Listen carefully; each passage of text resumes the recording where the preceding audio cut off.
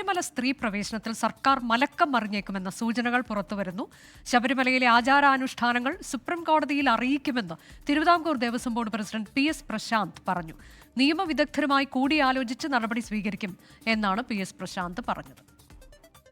ശബരിമലയിലെ ആചാരാനുഷ്ഠാനങ്ങൾ എന്താണെന്ന് അറിയാമല്ലോ എല്ലാവർക്കും. ആ ആചാരാനുഷ്ഠാനങ്ങൾ ബഹുമാനപ്പെട്ട സുപ്രീം കോടതിയെ ബോധ്യപ്പെടുത്താൻ പരിശ്രമിക്കും. ഒപ്പം തന്നെ നിയമവിദഗ്ധരുമായി കൂടിയാലോചിച്ച് എന്താണോ ചെയ്യേണ്ടത് അത് ചെയ്യും.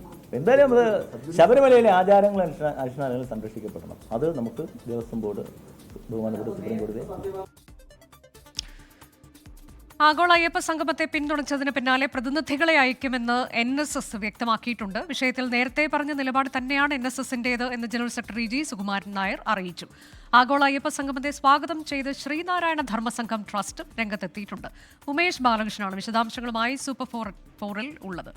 ഉമേഷ്, ഇതിൽ വളരെ പ്രധാനം ദേവസ്വം ബോർഡ് ഇപ്പോൾ പറഞ്ഞിട്ടുള്ളത് ശബരിമല സ്ത്രീ പ്രവേശത്തിൽ എന്താണ് ആചാരാനുഷ്ഠാനങ്ങൾ എന്നുള്ളത് അതറിയാമല്ലോ, അത് അതുപോലെ തന്നെ പാലിക്കപ്പെടണമെന്ന് പറയുന്നു. ഒപ്പം തന്നെ അതിൽ നിയമവിദഗ്ധരുമായി കൂടിയാലോചിച്ച് അങ്ങനെയെങ്കിൽ വേണ്ടി വന്നാൽ ഈ സത്യവാങ്മൂലം തിരുത്തുന്നതിലേക്ക് പോകും എന്നാണോ? അതിൻ്റെ സൂചന എന്താണ്? നമുക്ക് മനസ്സിലാക്കാൻ പറ്റുന്നത് എന്താണ്? എൻ്റെ ഓർമ്മ ശരിയാണെങ്കിൽ ഈ വിഷയം ആദ്യഘട്ടത്തിൽ തുടക്കത്തിൽ മുൻപ് നിലപാട് ദേവസ്വം ബോർഡ് സ്വീകരിച്ചത് ഇങ്ങനെ തന്നെയായിരുന്നു എന്നതാണ്. ഇതിൽ ആചാരാനുഷ്ഠാനങ്ങൾ പാലിക്കപ്പെടണമെന്ന്. പക്ഷെ പിന്നീടാണ് ആ നിലപാട് ഒക്കെ മാറി സർക്കാർ വളരെ കർക്കശമായ നിലപാടിലേക്ക് പോയത്. ഇത് നമുക്ക് സർക്കാരിൻ്റെ നിലപാട് എന്ന തരത്തിലേക്ക് ഇപ്പോൾ പറയാറായോ ഉമേഷ്? അനുജ, സർക്കാരിന്റെ നിലപാടായി വ്യാഖ്യാനിക്കാൻ കഴിയില്ല. അനുജ പറഞ്ഞതുപോലെ ആദ്യഘട്ടത്തിൽ യുവതീ പ്രവേശനവുമായി ബന്ധപ്പെട്ട ആദ്യഘട്ടത്തിൽ ദേവസ്വം ബോർഡ് സുപ്രീം കോടതിയിൽ സ്വീകരിച്ചത് എല്ലാ പ്രായത്തിലുമുള്ള സ്ത്രീകൾക്ക് ശബരിമലയിൽ കയറാൻ കഴിയില്ല എന്ന് തന്നെയാണ്. അതിനുശേഷം സംസ്ഥാന സർക്കാർ നിലപാട് കർക്കശമായി അവതരിപ്പിച്ചു. അതിന്റെ അടിസ്ഥാനത്തിൽ സത്യവാങ്മൂലം തിരുത്തി നൽകുന്ന സാഹചര്യമാണ് ദേവസ്വം ബോർഡിനുണ്ടായത്. തിരുത്തി നൽകിയ സത്യവാങ്മൂലത്തിനാണ് എല്ലാ സ്ത്രീകൾക്കും, എല്ലാ പ്രായത്തിലുള്ള സ്ത്രീകൾക്കും ശബരിമലയിൽ കയറുന്നതിൽ വിരോധമില്ല, എതിർപ്പില്ല എന്നുള്ള നിലപാടായിരുന്നു രണ്ടാമത് സത്യവാങ്മൂലം സുപ്രീം കോടതി അറിയിച്ചത്. ഇപ്പോൾ ആഗോള അയ്യപ്പ സംഗമവുമായി ബന്ധപ്പെട്ട് BJP സംസ്ഥാന അധ്യക്ഷൻ രാജീവ് ചന്ദ്രശേഖർ അടക്കം മുന്നോട്ട് വെച്ച ആവശ്യം ദേവസ്വം ബോർഡ് ശബരിമല യുവതീ പ്രവേശനവുമായി ബന്ധപ്പെട്ട് നൽകിയ സത്യവാങ്മൂലം അത് ഈ ആഗോള അയ്യപ്പ സംഗമത്തിന് മുന്നോടിയായി തന്നെ തിരുത്തണം, സുപ്രീം കോടതിയെ തിരുത്തി അറിയിക്കണം എന്നുള്ളതായിരുന്നു. ഇതുമായി ബന്ധപ്പെട്ട് ഇന്ന് നടന്ന വാർത്താ സമ്മേളനത്തിൽ ചോദ്യങ്ങൾ ഉന്നയിച്ചപ്പോഴാണ് ഇത്തരത്തിൽ വളരെ കൃത്യമായി തന്നെ ആ മറുപടി പറഞ്ഞത്. ശബരിമലയിലെ ആചാരാനുഷ്ഠാനങ്ങൾ എന്താണെന്ന് നിങ്ങൾക്ക് ഓരോരുത്തർക്കും അറിയാമല്ലോ. ആ ആചാരാനുഷ്ഠാനങ്ങൾ സംരക്ഷിക്കപ്പെടണം. അത് സംരക്ഷിക്കപ്പെടണമെന്നുള്ള കാര്യം എന്താണ് ആചാരാനുഷ്ഠാനങ്ങൾ എന്നുള്ളത് സുപ്രീം കോടതി അറിയിക്കും. അത് നിയമവിദഗ്ധരുമായി കൂടിയാലോചിച്ച് തുടർ നടപടി സ്വീകരിക്കും. ഈ വാക്കുകളാണ് കൃത്യമായി Devaswom board president PS Prasanth പക്ഷേ അതിനർത്ഥം സർക്കാരിന്റെ നിലപാടിൽ മാറ്റം വരാൻ പോകുന്നു എന്നല്ലല്ലോ ഉമേഷ്. സർക്കാരിന്റെ നിലപാടിൽ മാറ്റമുണ്ട് എന്ന് നമുക്ക് തോന്നുന്നുമില്ല. പക്ഷേ ഒരു ആഗോള അയ്യപ്പ സംഗമത്തിലേക്ക് കാര്യങ്ങൾ എത്തുമ്പോൾ പ്രതിപക്ഷത്തിൻ്റെതുൾപ്പെടെ വിമർശനം അവിടെ നിലനിൽക്കുന്നുണ്ട്. മുൻപ് പറഞ്ഞ വിഷയത്തിൽ എന്താണ് നിലപാട് എന്നൊക്കെയുള്ള ചോദ്യങ്ങൾ അത് BJP ഉൾപ്പെടെ ഉന്നയിക്കുകയും ചെയ്യുന്നുണ്ട്. ഏതായാലും ഈ കാര്യത്തിൽ എന്താകും? സർക്കാർ എന്തെങ്കിലും അവരുടെ ഒരു നിലപാട് വ്യക്തമാക്കാനൊക്കെയുള്ള സാധ്യതയുണ്ടോ? ദേവസ്വം ബോർഡ് പ്രസിഡന്റ് ഇങ്ങനൊരു പ്രതികരണം നടത്തിയ സാഹചര്യത്തിൽ സാധാരണഗതിയിൽ ഈ ക്ഷേത്രവും ക്ഷേത്രാചാരങ്ങളുമായുള്ള ബന്ധപ്പെട്ട വിഷയങ്ങളിൽ പലപ്പോഴും സംസ്ഥാന സർക്കാർ സ്വീകരിക്കുന്നതിന് വിരുദ്ധമായ നിലപാടുകൾ ദേവസ്വം ബോർഡ് സ്വീകരിച്ചിട്ടുണ്ട്. അതുകൊണ്ട് തന്നെ ഒരുപക്ഷെ സർക്കാർ നിലപാട് ഈ ദേവസ്വം ബോർഡ് നിലപാടിന് യോജിച്ച് പോകാൻ സാധ്യതയില്ല. സർക്കാർ നിലപാട് നേരത്തെ പറഞ്ഞ നിലപാടിനോടൊപ്പം മുന്നോട്ട് പോകാൻ തന്നെയാണ് സാധ്യത. അതിന് വിരുദ്ധമായി ആചാരാനുഷ്ഠാനങ്ങളെല്ലാം മുന്നിൽ വെച്ചുകൊണ്ടായിരിക്കും ഇനി ഒരുപക്ഷെ ദേവസ്വം ബോർഡ് നിലപാട് തിരുത്തി സുപ്രീം കോടതി അറിയിക്കുകയാണെങ്കിൽ അത്തരമൊരു സത്യവാങ്മൂലം നൽകുന്ന നിലയിലേക്ക് പോയാൽ പോലും അത് സർക്കാർ നിലപാടായി വ്യാഖ്യാനിക്കാനും കഴിയില്ല. അത് ഇപ്പോൾ ശബരിമലയിലെ മേൽശാന്തി നിയമനവുമായി ബന്ധപ്പെട്ടാണെങ്കിൽ പോലും ദേവസ്വം ബോർഡിന്റേതായ ചില കീഴ്വഴക്കങ്ങളുണ്ട്. അതിൽ സർക്കാർ നിലപാടിന് വിരുദ്ധമായ ചില പരാമർശങ്ങൾ പലപ്പോഴും നടത്തിയിട്ടുമുണ്ട്. പക്ഷേ നമുക്കറിയാം മുൻപ് യുവതീ പ്രവേശനവുമായി ബന്ധപ്പെട്ട് സംസ്ഥാനത്ത് ആദ്യം ചർച്ചകൾ ഉയർന്നു വരികയും സുപ്രീം കോടതി ആദ്യഘട്ടത്തിൽ വിധി പ്രസ്താവിക്കാൻ പോയ സമയത്തും സംസ്ഥാന സർക്കാർ ഒരൊറ്റ നിലപാടിൽ ഉറച്ചു നിന്നിരുന്നു. പക്ഷേ ആ നിലപാട് ഇപ്പോൾ സംസ്ഥാന സർക്കാരും മയപ്പെട്ടിട്ടുണ്ട്. അതുകൊണ്ട് തന്നെ സുപ്രീം കോടതിയിൽ നിലപാട് തിരുത്തി ദേവസ്വം ബോർഡ് അറിയിച്ചാലും അതിനെ സർക്കാർ എതിർക്കാൻ സാധ്യതയില്ല. ഒരുപക്ഷെ സർക്കാർ നിലപാട് തിരുത്തി തിരുത്താൻ സാധ്യതയില്ല. പക്ഷേ മുൻപത്തേതുപോലെയുള്ള കർക്കശ നിലപാടിൽ ഉറച്ചു നിൽക്കുമോ എന്നതിൽ സംശയമുണ്ട്, പ്രത്യേകിച്ച് തെരഞ്ഞെടുപ്പ് കൂടി അടുത്തു വരുന്ന സാഹചര്യത്തിൽ. ഉമേഷ്, മറ്റൊന്ന് ഈ ആഗോള അയ്യപ്പ സംഗമവുമായി ബന്ധപ്പെട്ടിപ്പോൾ കൂടുതൽ പിന്തുണ സർക്കാരിന് കിട്ടുന്നുണ്ട്. വിവിധ പ്രബല സമുദായ സംഘടനകളൊക്കെ പിന്തുണയ്ക്കുന്നുണ്ട്.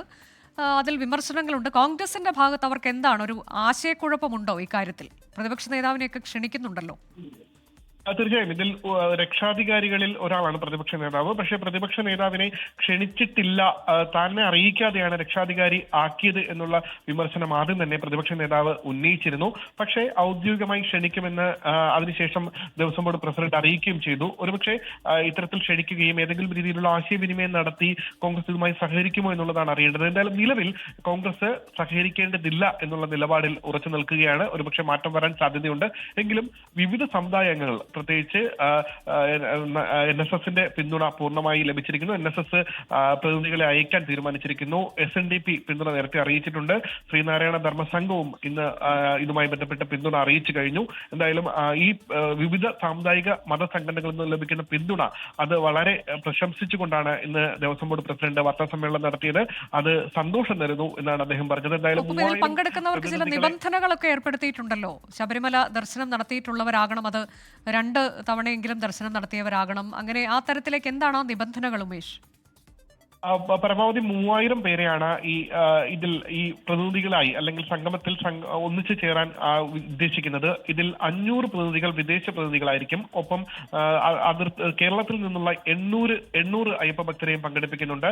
അതിൽ തന്നെ ഇത് സെലക്ട് ചെയ്യുന്ന ക്രൈറ്റീരിയ, അതായത് കഴിഞ്ഞ 3 വർഷത്തിനിടെ 2 തവണയെങ്കിലും വെർച്വൽ ക്യൂവിൽ വഴി ബുക്ക് ചെയ്ത് ശബരിമല ദർശനം നടത്തിയവർക്ക് മാത്രമായിരിക്കും ഇപ്പോൾ ഈ ആഗോള അയ്യപ്പ സംഗമത്തിന് അപേക്ഷിക്കാൻ, അല്ലെങ്കിൽ അത്തരമൊരു വെർച്വൽ ക്യൂ സംവിധാനത്തിലൂടെ അപേക്ഷിക്കാൻ അവസരമുണ്ടാവുക. അത് വെർച്വൽ ക്യൂ സംവിധാനം നാളെ മുതൽ ഓപ്പൺ ആവുകയും ചെയ്യും.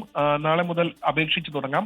കേരളത്തിന് പുറത്ത് തമിഴ്നാട്ടിൽ നിന്നും 500 അയ്യപ്പ ഭക്തർക്ക് സന്ദർശനം ലഭിക്കും. ആന്ധ്ര, തെലങ്കാന സംസ്ഥാനങ്ങളിൽ നിന്നായി ആകെ 750 പേർക്കും, ഒപ്പം കർണാടക സംസ്ഥാനത്ത് നിന്ന് 250 പേർക്കും ശബരിമല ഈ ആഗോള അയ്യപ്പ സംഗമത്തിൽ പങ്കെടുക്കാൻ അവസരം നൽകുന്നുണ്ട്. ഈ രീതിയിൽ ആകെ 3000 പേർക്കാണ് പങ്കെടുക്കാൻ അവസരം ഉണ്ടാവുക. ഇതിൽ ക്രൈറ്റീരിയ, ഒരൊറ്റ ക്രൈറ്റീരിയ മാത്രമേ പറയുന്നുള്ളൂ. ഈ പറഞ്ഞതുപോലെ ഈ കഴിഞ്ഞ 3 വർഷത്തിനിടെ 2 തവണ വെർച്വൽ ക്യൂ സംവിധാനം വഴി ശബരിമലയിൽ ബുക്ക് ചെയ്ത് ദർശനം നടത്തിയിരിക്കണം എന്നുള്ളതാണ് ഏക ക്രൈറ്റീരിയ. എന്തായാലും ഇതുമായി ബന്ധപ്പെട്ട് ആദ്യം എത്തുന്ന അപേക്ഷകൾക്ക് ആദ്യം അംഗീകാരം നൽകും. അതായത് 800 എന്നുള്ള നമ്പർ കഴിയുന്നതോടുകൂടി, ബുക്കിംഗ് കഴിയുന്നതോടുകൂടി കേരളത്തിൽ നിന്നുള്ളവർക്ക് പിന്നീട് ബുക്ക് ചെയ്യാൻ കഴിയില്ല. അതേസമയം ക്ഷണിക്കപ്പെട്ട അതിഥികൾ ഉണ്ടാവും. അവർക്ക് ഇതുമായി ബന്ധപ്പെട്ട് ക്ഷണിക്കപ്പെട്ടവർക്ക് അല്ലാതെ തന്നെ സർക്കാരിന്റെ അതിഥികളായി പങ്കെടുക്കാനും കഴിയും. അത് ഇതിനു പുറമെയാണ്.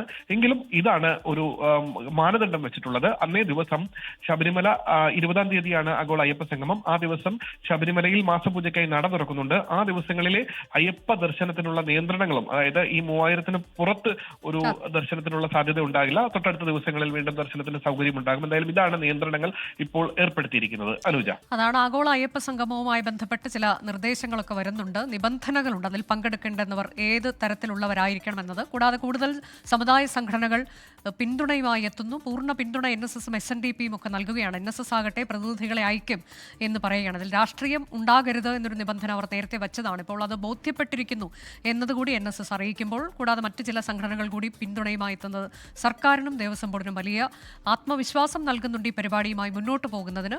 അതുകൂടാതെ ഇപ്പോൾ അല്പം മുൻപാണ് ദേവസ്വം ബോർഡ് പ്രസിഡന്റ് ശബരിമല യുവതീ പ്രവേശനവുമായി ബന്ധപ്പെട്ടൊരു പരാമർശം നടത്തിയത്. അദ്ദേഹം പറഞ്ഞത് ആചാരാനുഷ്ഠാനങ്ങൾ അതുപോലെ തന്നെ പരിപാലിക്കപ്പെടേണ്ടതാണ്, കാത്തു സൂക്ഷിക്കപ്പെടേണ്ടതാണ്. സത്യവാങ്മൂലം ഈ വിഷയത്തിൽ അത് തിരുത്തി നൽകണമോ എന്നുള്ളതിൽ നിയമവിദഗ്ധരുമായി കൂടിയാലോചിച്ച് തീരുമാനം കൈക്കൊള്ളും എന്നതാണ് ദേവസ്വം ബോർഡ് പ്രസിഡന്റ് പറഞ്ഞത്.